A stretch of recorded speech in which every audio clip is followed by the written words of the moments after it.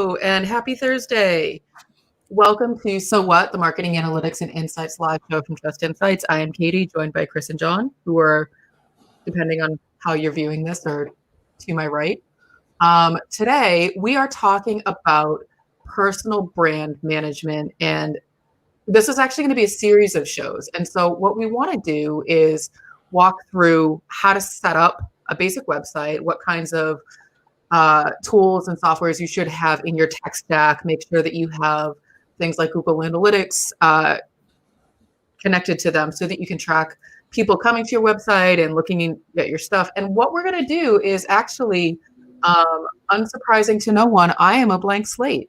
We are going to set up a website for me because I have a URL and I did pretty much nothing else with it for the past 2 years. So that is where we are going to focus at least today on. And then over the next couple of weeks, we're going to walk through different tactics and strategies for helping build that personal brand. So John, Chris, what are we doing? What are we doing? Well, so the question is, what are the goals? So that's probably the starting point for any type of analytics project or any type of MarTech project is what is it we're trying to do? Katie, this is a lovely potted plant. It is also stock imagery from the template. From the templates. What is it that you want this website to do? What's its purpose? I think, I want it to be a little bit more information about me, almost like a resume for me and my accomplishments and my credentials, so that if people want to know more about me as the CEO of Trust Insights, or just what I've done in my career, so that they can sort of, learn more about me aside from what I have on my LinkedIn profile, maybe some samples of work, maybe some, samples of papers that I've written or podcasts that I have either produced or been a part of. I want them to use this as basically an online marketing magazine all about me, which feels weird to say, but that's exactly what a personal website is meant to do, is really help you build that professional brand or personal brand. So that's my goal. I want this to be a place where someone can come and go, I know a little bit, but let me get a little bit more information so that we're not inundating our company website with information all about me. Okay. I'm going to play the role of Katie. Sure. So what? Like this thing that's here. What's the outcome that you want? Do you want people to reach out and contact you? Do you want them to book you to speak at events? Do you want them to mail you anonymous piles of cash and non-sequential numbers? So yes to number 3. And I've been thinking a lot about this because a website is not something that I ever thought I wanted or needed. And I think that as I move through my career, my goal would be for people to consider me for speaking opportunities, especially as a woman in AI and a woman in STEM, but also to look at my body of work as it relates to Trust Insights and say, you know what, I think that you are the right person or the right company that I want to hire. So it's just an additional marketing asset for Trust Insights as well. Okay, that sounds good. So taking a look at this, looks like we've got a few basics. We've got some outbound links here that we might want to know if people are clicking on. Yep. We've got some pages here that just tell us generally about who you are. It looks like we have a way to contact. Do we have a way to we don't have a way to contact you. Yeah. So when I said I stood up the website and didn't really do much else, I wasn't kidding. So, it definitely needs some work. I threw some links on the homepage so that if someone did happen to navigate to my website, it wouldn't just be a 404 of we can't find this site. I wanted there to be something, knowing that eventually I would figure out what the heck to do with this. Okay. So then let's dig in. The first things first, this is a WordPress site. So we're going to use some of the more common WordPress plugins to help bring some additional functionality to this. And by the way, this applies to businesses of any size on WordPress. You don't have to be your personal website. That's the tools and techniques will all be around the things that you would use for just about any of these sites. So let's go ahead and get logged in here. Let's see. There we go. Go away. All right. So let's see what we have in inventory first. Okay, we have anti-spam, which is good. We have Google Tag Manager tracking stuff already. We have something called contact widgets, which I'm not sure what they do. Let's go ahead and add some things. So if you want to be found, you have a couple different choices for really good SEO plugins. The one that we've been testing out recently and have gotten some decent results on, it's called Rank Math. It is a little, so there's two, there's Yoast and there's Rank Math. Clearly, we can't use that on your website because it says your version of PHP on your host is out of date. So that leaves us with the other one. That narrows it down pretty quickly. If this were like a full-on business website, I would say at this point it would be time to change hosts because that's just not acceptable. So we have Yoast, which is going to be our SEO plugin that will help get things in order from an SEO perspective on site, which is the basics, metadata, etc. Let's go ahead and while that's doing that, take a look. Does Yoast auto update itself, or do you get notifications that there's a new version available?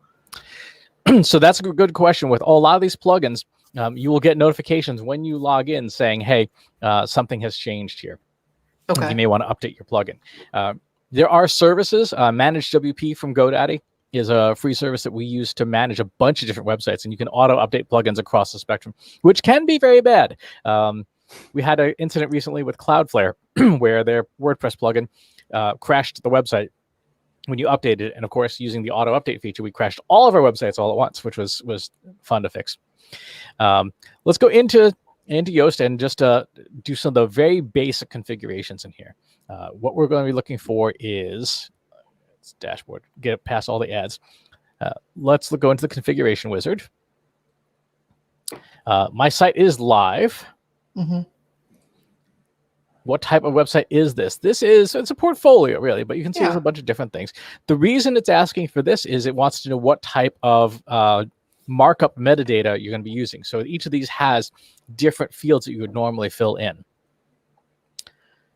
This represents a person. The name of the person is you. Should you show posts and pages in search results? Yes, you should. Do you have multiple authors, or do you want author archives? So there's going to be no multiple authors on this site, just the one. Title settings. We'll be lucky if there's the one author, if we're being honest. This is where you would use for page titles what kind of slug you would want at the end of some settings. So for example, if you go to the Trust Insights website, you'll see like the blog post name and then Trust Insights on the back end of posts. Got it. Yes, you can track our anonymous data because I don't really care in this case, and skip past all of the ads. And Success. Now Yoast is essentially set up. Now those are the basics. There's a bunch of different things that you can do that add new stuff to it. You can turn on all sorts of additional features. You can integrate webmaster tools. You can integrate your social media accounts. And those are things that you should do at some point. We may not necessarily want to do them today, but at the very least, you want to get those plugged in. Well, we can go ahead and integrate my Twitter account because I use my Twitter account almost exclusively for business. So that would make sense within this context. My other accounts, I try to keep a little bit more private. I'm not someone who's very big and prominent on social media, which is probably why it's taken this long for me to even have a website. Yep. Okay, let's take a look through here. Search appearance, content type, media taxonomies, person logo, or avatar. We don't have an avatar for you. That's okay. We should probably get one.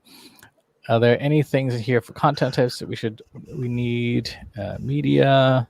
No, I think for the most part, this looks good. Okay, so that's just the very basics beginnings of Yoast. There are additional things you can configure in here. They are tweaks for later on. I would say they are not things that you need to worry right out of the gate. Let's go into next. One thing that you on a bigger site you would want to do would be like internal linking. So there are plugins that allow you to define internal links so that when you type a word or a phrase in a blog post, it auto links it to either something on site or something off site. So let's go do that. Okay. Let's see. The plugin I used to use is not listed here. This has not been a good day for plugins. Plugins. Really hasn't.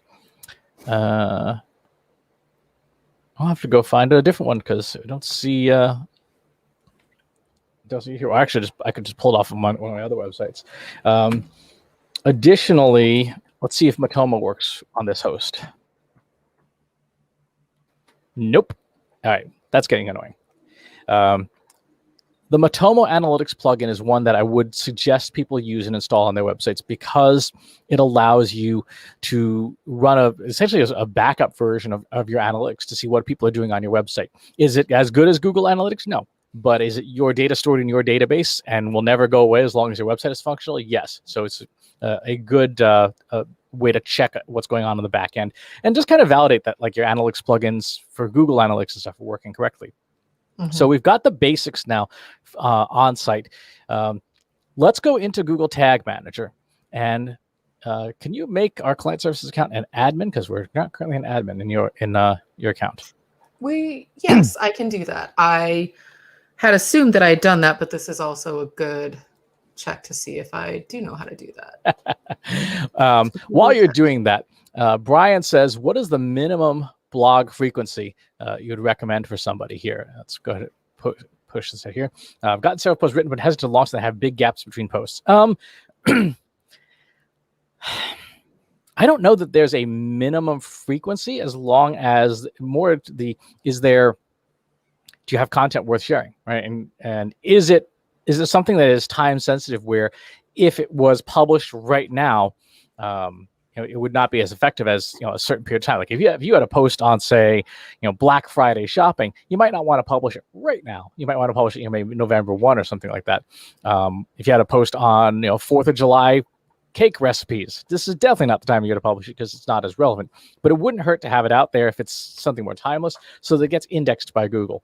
In terms of what the algorithms look for in terms of recency and frequency, if you can, daily posts are sort of the best cadence as long as they're good quality. Weekly posts, if you're a business, I would say that has dedicated marketing resources, you should not be posting less than weekly. One blog post a week is sort of the table minimum. If you're a person, and you're it's just you, maybe a post every 2 weeks, maybe a post once a month or something like that. Even if it's just a recap post of like, hey, here's the 18 things I did at work this week, would provide some content so that your site appears to be active.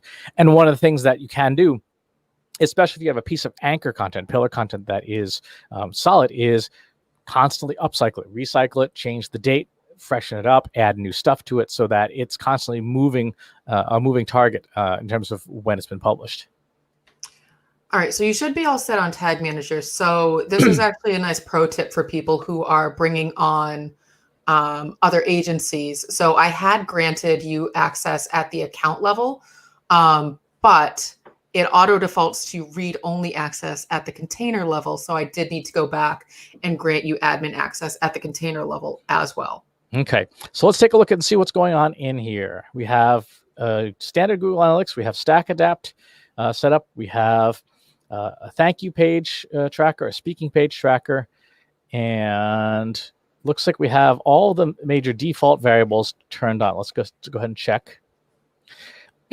For folks who are doing Tag Manager configuration, there really is no reason not to turn all these on unless there's some regulatory reason not to. Otherwise, there's no harm in doing that.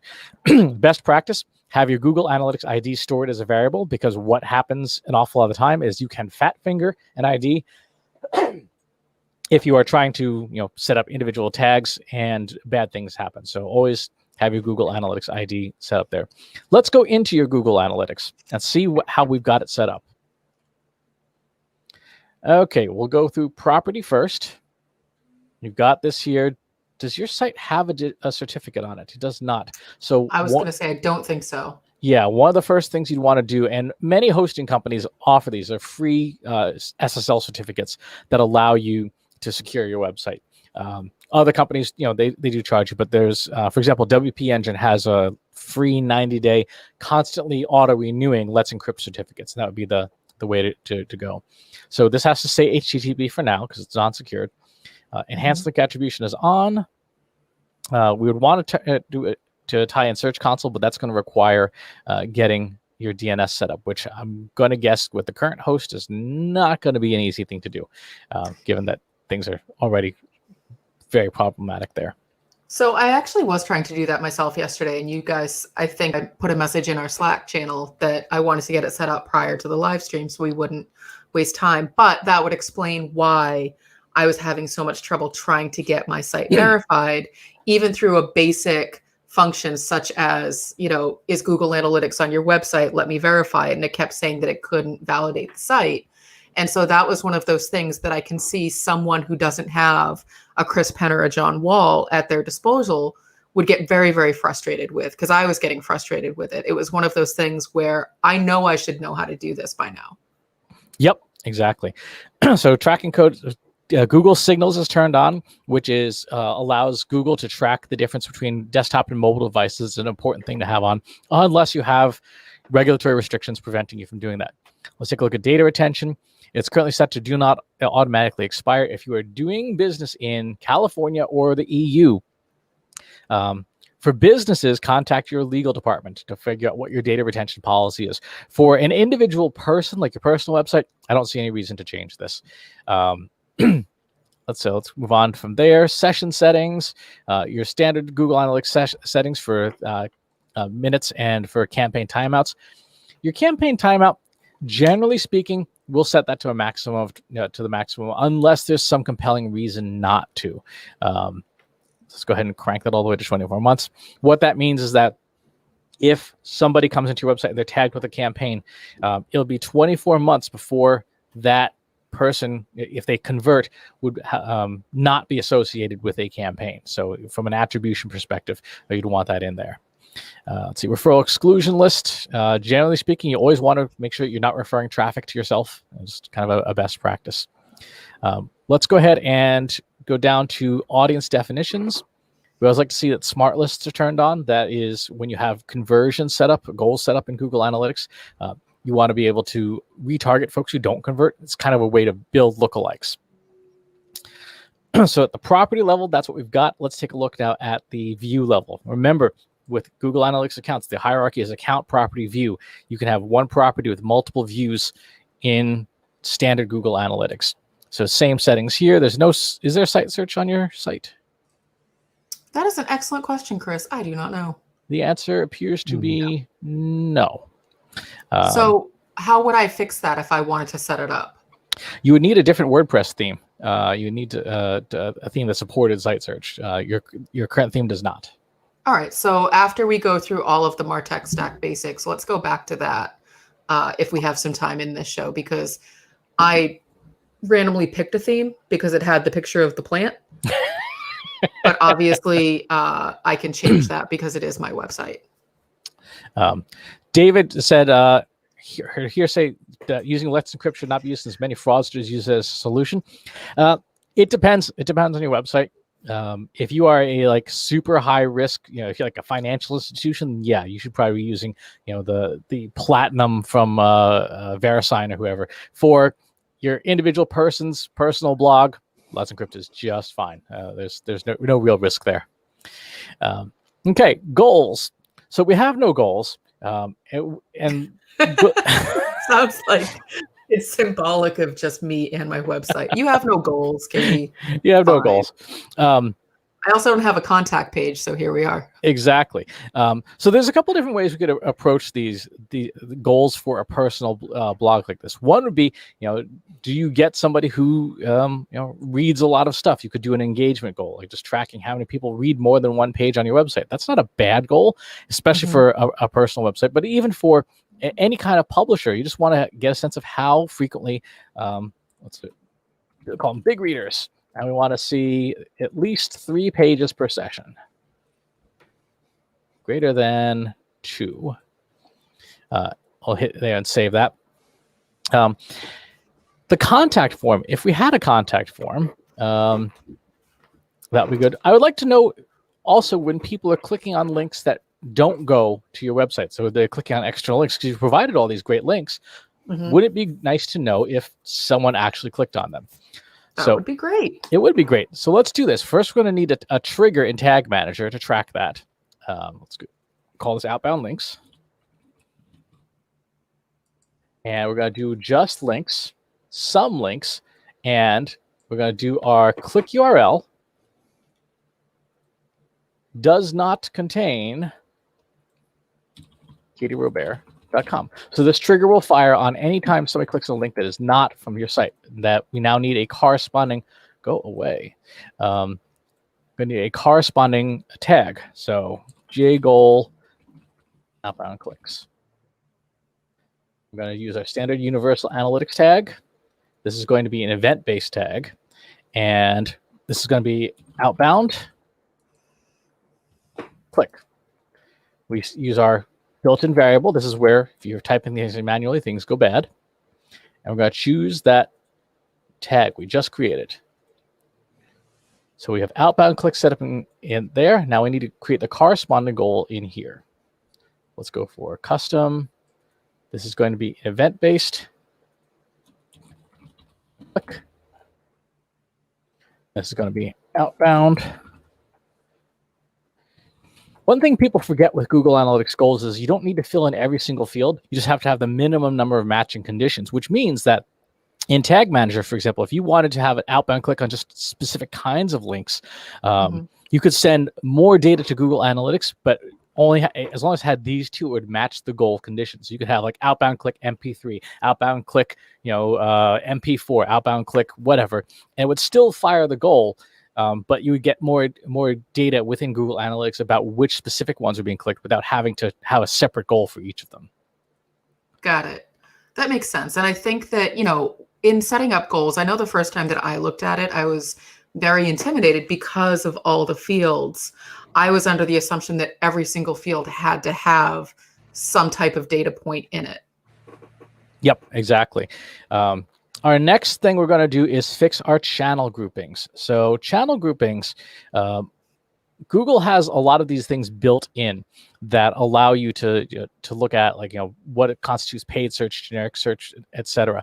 A lot of these are wrong out of the box. And what's specifically wrong, let's go into email, for example.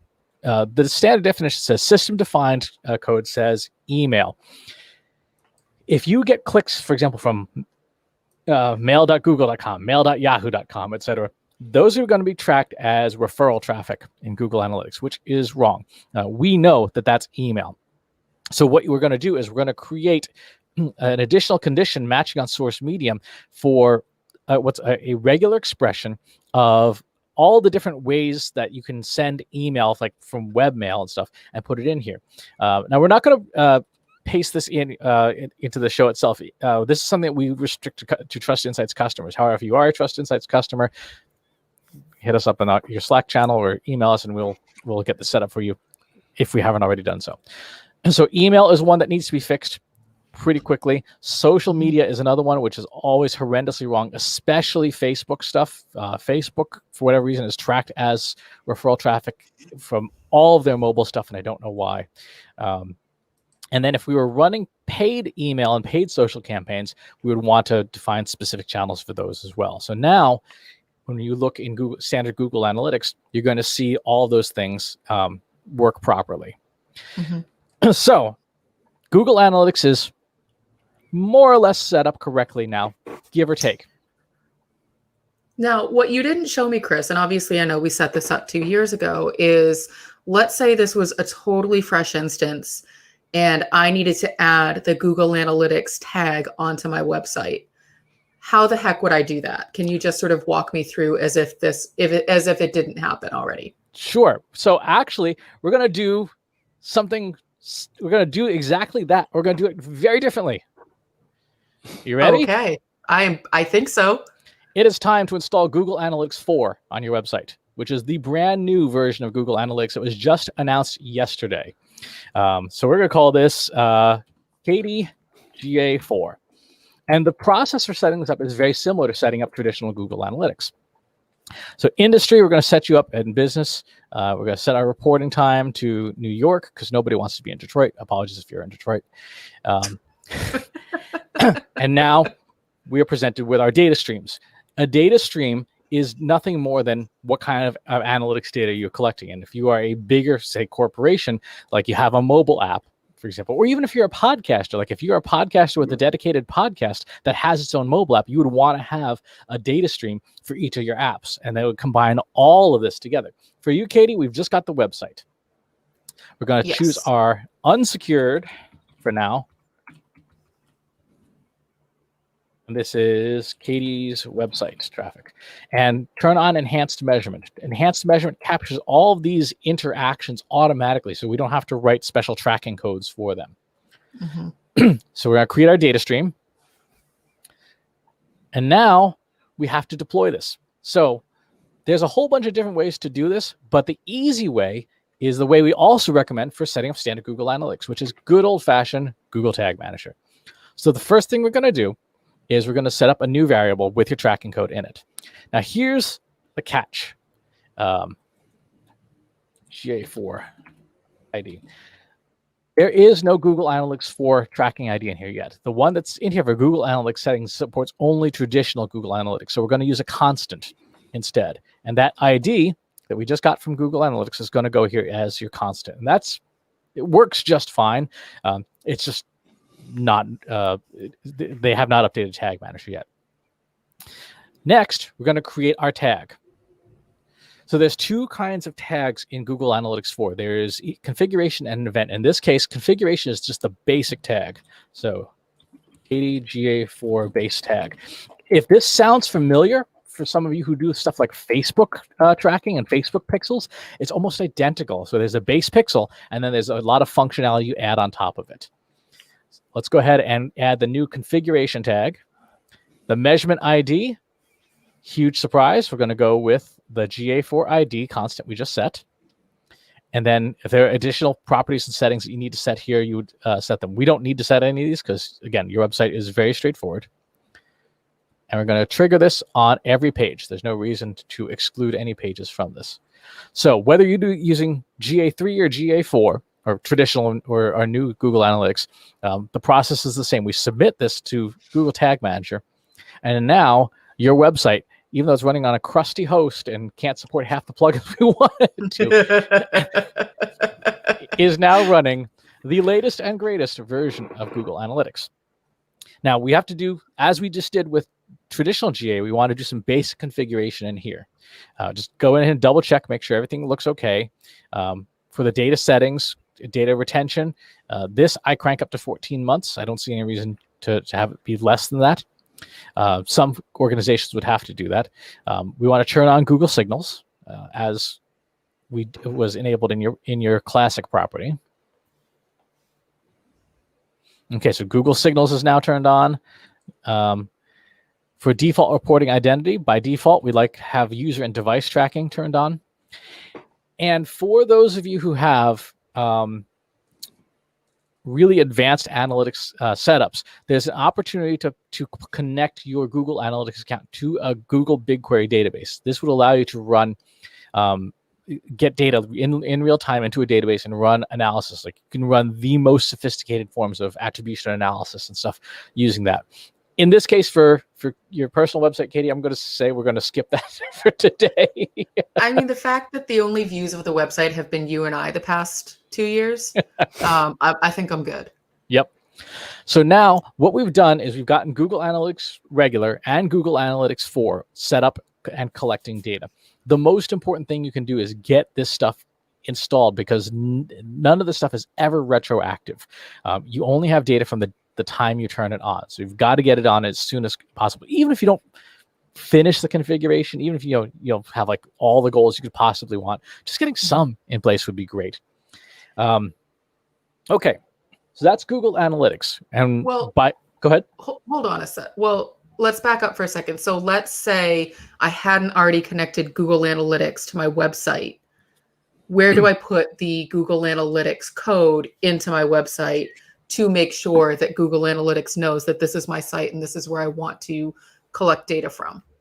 Great question.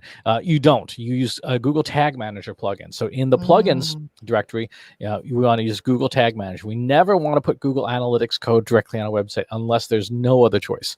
Because Tag Manager has all the features we need and then some. So we'd install this. This is the Duracell Tomy Google Tag Manager for WordPress plugin. We put in your tracking ID there. We choose codeless injection. This works on most websites. It can break some websites depending on what's in your design. But for the most, I've yet to run into a website where it totally breaks everything. And then go through and turn on all the different types of tracking that you want Tag Manager to be able to track. Got it. Now, if I change the theme on my website, if I'm using something just out of the box, I don't have to reset all of this up. And that's exactly why you use a plugin, because what has happened to me many times in the past is that if I had hard coded my analytics tracking code, my tag manager code into the theme, I changed themes, and then like, oh, look, 2 weeks later, I have no website data. Huh, I wonder why. Oh, because I forgot to put the Google Analytics tracking code in. When you have it all inside of a plugin, it runs regardless of your theme. Got it. I'm guessing that that's a pretty common problem that people run into. Yeah. Have you ever run into that, John? You manage a website or two. We've had plenty of website. Yeah, it's always 2 weeks later, just like Chris says, you go into the analytics, you're like, why is everything zeros? Why is the dashboard empty? And that's why. That's why.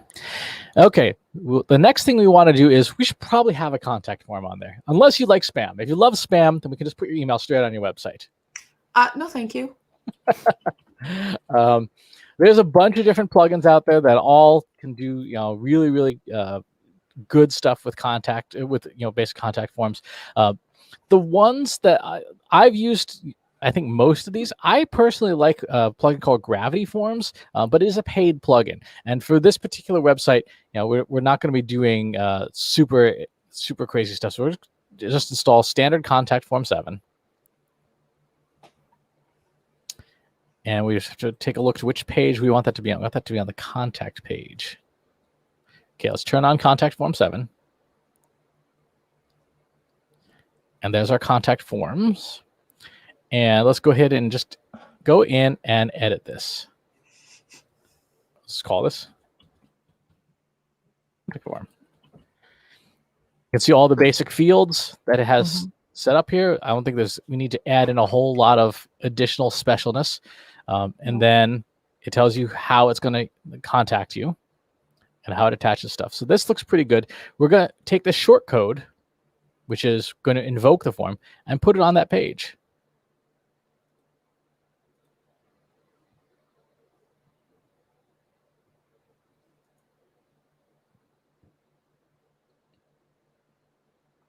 Now, again, if I change the theme, do I have to go back and make sure that there's still a contact form on the page? You do not, which is the wonderful thing. Oh my God, I forgot this is using Gutenberg.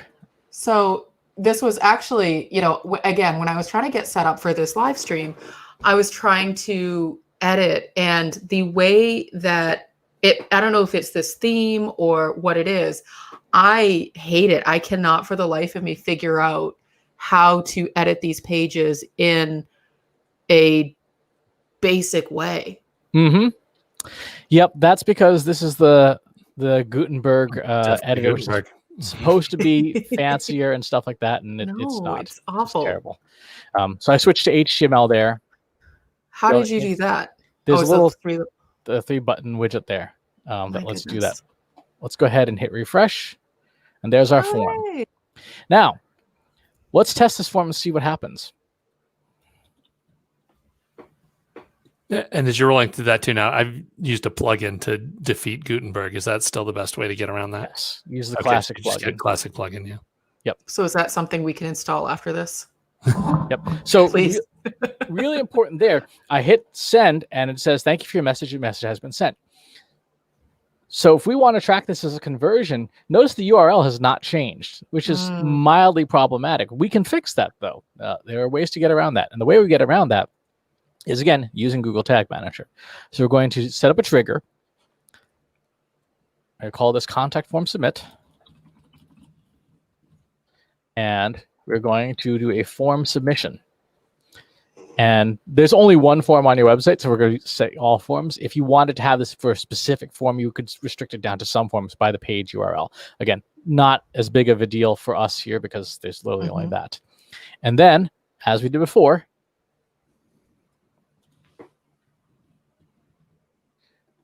Go ahead and choose our Google Analytics. This is going to be an event. This is going to be form submit with your classic Google tracking and your contact form. Go ahead and add that in. So now that's set up. We're also, because we're here, we may as well do it. Set up the goal here. You'll remember when we were in Google Analytics 4, there was no goals. Goals are gone, right? So you have to do them now within Tag Manager itself. So we're going to do Katie's base tag. This is going to be contact form submit. Be triggered by the same trigger. This is also why you use Tag Manager for Google Analytics 4, because the triggers that you use for classic Google Analytics work for GA4 as well. Okay, Are you still limited to the 20 goals under GA4 now, or no? You're now allowed 30 different conversion events wow. in GA4. That's so you've got 10 more to work with, and That's you're now allowed up to 500 events total. Okay, that's decent. Okay, so let's go ahead and switch properties here back to the classic so we can wire in that goal. And I am confirming that I did get the test email that you sent over. Excellent. And I didn't say anything obnoxious. No, you amazing. did not. But as I'm looking at it, I realize I can definitely see where that could be like a bunch of people could just spam you if you were putting your email address on your website, which, you know, for some people, that's fine. For me, I like to avoid people pretty much at all costs. So that would be a problem. Yep. Okay, so we've covered an awful lot in 35 minutes. Next week, we're going to talk about getting you set up to run your own newsletter, because I think that's something that, you know, from a personal brand perspective, you definitely want to have on your website. And we can talk about maybe a CRM, building some basic reporting possibly, and potentially, depending on if we can work out the hosting issues, potentially adding in a few additional things like how to speed up your site and stuff. But for right now, your website now is good enough. Like it's now functional. You've got your basic SEO in place. You've got your contact form. You've got goals in Google Analytics. Your Google Analytics account is set up properly, and it's got all the configuration stuff. So you should be in reasonably good condition. How does it feel, Katie? You know, it's like, oh, this is the best I can do. No way, I can do better. So, you know, it's incredibly helpful to see sort of what the process is start to finish, because I think that going into it, if you're starting with nothing, it can feel very overwhelming and intimidating. But we got a basic website set up within 35 minutes with, you know, just enough that if someone wanted to reach out and contact me now, they can, and I will get the email and we can go from there. So it actually feels really good, but it's helpful to sort of see it from your perspective that, you know what, it's just because the theme looks nice doesn't mean that it's the most usable. You know, you still need to have basic tracking set up, even if you don't know that you would ever really look at the metrics, because you don't know where things will go down the line. So getting it set up on day one, because you can't go backwards in time, I think is huge. And that's a question we get a lot, especially around Google Analytics of, is this retroactive to the data that I've already collected? And unfortunately, the answer is no. So getting it set up as soon as you get the website stood up is really the best practice. Yep, exactly. The golden rule of Google Analytics is nothing is ever retroactive. It's been their MO since 2005. If you've got questions, go ahead. Well, I was going to turn it to John for a second. Did you pick up any new tips or tricks, or did it remind you of things that you need to go do for your own websites? Well, yeah, it's more about the fact, you know, the things you need to do. This process is totally different than it was 5 years ago, and it's totally different than it was 10 years ago. You'd think that after, you know, 25 years of internet, that like this would all be simple and straightforward, and none of it is at all. You know, you have to jump on the latest round of tools, and there's a bunch of stuff you have to do. So yeah, getting this kind of walkthrough, it just saves you like a solid hour of headbanging. I mean, to be fair, Google Analytics 4 was announced yesterday, so the process is different than it was yesterday. Yeah, yesterday, right? The last 24 hours has changed. But the regular Google Analytics, the standard, isn't going away tomorrow. No. So even if you are just getting set up, using the standard Google Analytics is still the best way to start off. And then you can eventually transition over to GA4. Yeah, that said, I would say, like we were just talking about, get it set up and collecting data. because you can't go backwards. There's no harm in turning it on and just letting it sit. And you don't have to use it for reporting. You don't have to look at it, but just make sure it's there. And kill Gutenberg.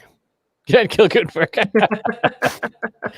All right. If you got questions that we didn't answer on the show today, hop on over to our free Slack group, trustinsights.ai/analytics for marketers. Happy to chat with you there. Until next time, this has been So What?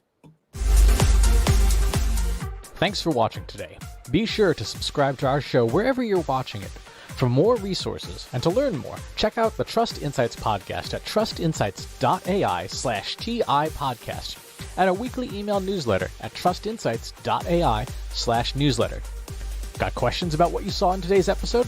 Join our free Analytics for Marketers Slack group at trustinsights.ai/analytics for marketers. See you next time.